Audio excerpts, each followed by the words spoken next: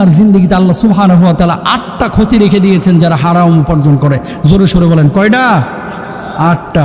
হারাম খাইবেন, দোয়া কবুল হবে না। 1 নাম্বার উপকারটা। হুজুর দোয়া করছি, হুজুর দোয়া করছি, হুজুর দোয়া করছি। রোজার ঈদের পরে দোয়া শুরু করেছি, রোজার আগেও দোয়া শুরু করেছি, সবে কদরও দোয়া করেছি, কবুল তো একটাও হচ্ছে না। হুজুর কি করব? নিজের বিবেককে জিজ্ঞেস করেন। 2টা জায়গায় আপনার হয়তো বা সমস্যা আছে। এক হচ্ছে যেভাবে ডাকা দরকার ছিল সেইভাবে আল্লাহরে ডাকেন নাই, অথবা আল্লাহ রাব্বুল আলামিন আপনার ডাক শুনেছেন, দোয়া কবুল করেন নাই। কারণ কি? আপনার শরীর হারাম, রক্ত হারাম, গোশত হারাম, পেটের নাড়ি ভুঁড়ি হারাম, পেটের মধ্যে যা দিচ্ছেন সেটাও হারাম। হারাম যদি কেউ খায়, হারাম যদি কেউ ভক্ষণ করে, সারা জীবন সিজদার মধ্যে লুটায় পড়ে আল্লাহর কাছে দোয়া করলে আল্লাহ রাব্বুল আলামিন তার দোয়া কবুল করবেন না। বলুন নাউযু বিল্লাহ। এজন্য দুনিয়ার জিন্দেগিতে 1 নম্বর ক্ষতি, যারা হারাম খায় তাদের দোয়া কবুল হবে না। 2 নম্বর, আল্লাহ নবী সাল্লাল্লাহু আলাইহি ওয়াসাল্লাম তিনি বলেছেন, হারাম যখন কেউ গ্রহণ করবে তার রিজকের মধ্যে বারাকা কমে যাবে, রিজিক থেকে বারাকা চলে যাবে। আল্লাহ সুবহানাহু ওয়া তাআলা সূরা বাকারা 276 নম্বর আয়াতের মধ্যে কি বলছেন দেখেন, ইয়ামহাকুল্লাহুর রিবা ওয়া ইউরবিস সাদাকাত।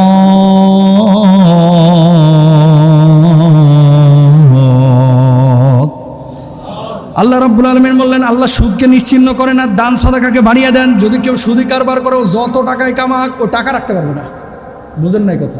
এরপরে রব্বুল আলামিন বলছেন, যারা হারামখোর, সুদি কারবার করে, হারাম উপার্জনের সাথে যারা অভ্যস্ত, এরা মূলত আল্লাহ রাসূলের সাথে যুদ্ধ ঘোষণা করছে। فَإِن لَّمْ تَفْعَلُوا فَأَذَنُوا بِحَرْبٍ مِّنَ اللَّهِ وَرَسُولِهِ। কেউ যদি এই সমস্ত সুদ মুদ না ছাড়ে, ও যেন আল্লাহ রাসূলের সাথে যুদ্ধ ঘোষণা করলো। আল্লাহর সাথে, আল্লাহ রাসূলের সাথে কেউ যদি যুদ্ধ ঘোষণা করে, দুনিয়ার জিন্দেগিতেও সে লাঞ্ছিত হবে, আখিরাতেও লাঞ্ছিত হবে। ঠিক কিনা? আল্লাহর সাথে যুদ্ধ করে পারবো?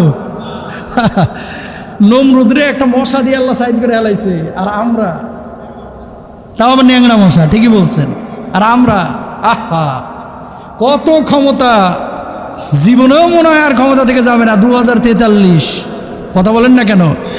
অথচ পিচ্ছি পোলাপান খেদে হেলাইছে। ঠিক না?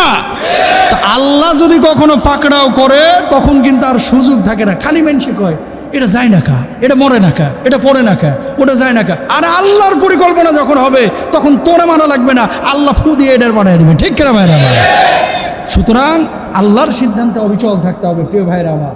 তাহলে আল্লাহ এবং আল্লাহ রাসূলের সাথে যুদ্ধ করে কখনো কেউ জিততে পারবে না এই দুনিয়ায়। ঠিক কিনা?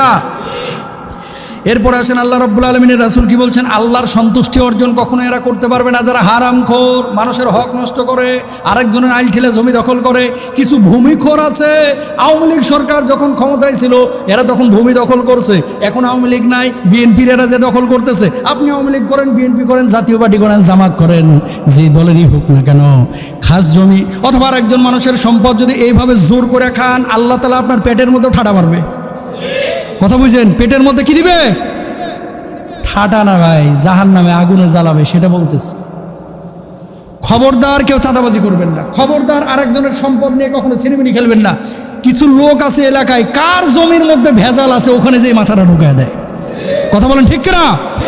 ভূমিখোরেরা ধরেন জানে যে লোকটা একটু দুর্বল, পাওয়ার টাওয়ার নাই, কিন্তু জমির মধ্যে ভেজাল আছে। ভূমি অফিসে যে মেকানিজম করে বিভিন্নভাবে, ওরা আবার কায়দা কানুন হেভি জানা, স্টাডি করছে, পিএইচডি করছে পুরা জাল দলিলের উপরে। ঠিক কিনা?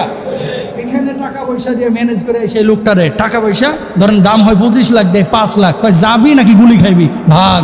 এরকম লোক আছে। আল্লাহর কসম করে বলছি, এরকম হারাম খাবেন, কিয়ামতের ময়দানে দাঁড়াইতে হবে। ছেলে মেয়ে কিন্তু 1.5 ব্যাটারি মার্কা হয়ে যাবে। কথা বলেন ঠিক কিনা?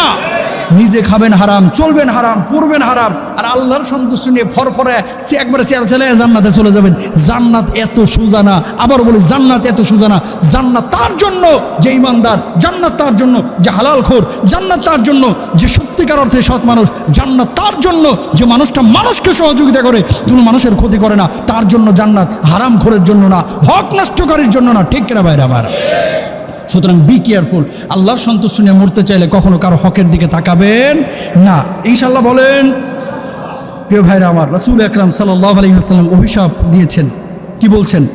ঘুষ দাতা গ্রহীতার উপর আল্লাহর অভিশাপ, কবরের শাস্তি। আল্লাহর হাবিব সাল্লাল্লাহু আলাইহি ওয়াসাল্লাম সামরা ইবনে জুনদুম রাদিয়াল্লাহু তাআলা আনহু বলছেন, নবীজি সাল্লাল্লাহু আলাইহি সাল্লাম বলেছেন, আজ রাতে আমি স্বপ্নে দেখেছি দুই ব্যক্তি আমার কাছে আগমন করে আমাকে এক পবিত্র ভূমিতে নিয়ে গেল।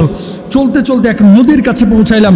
নদীর মধ্যস্থলে এক ব্যক্তি দাঁড়িয়ে আছে, আরেক ব্যক্তি নদীর তীরে, তার সামনে পাথর মাঝখানের লোকটিকে মারছে।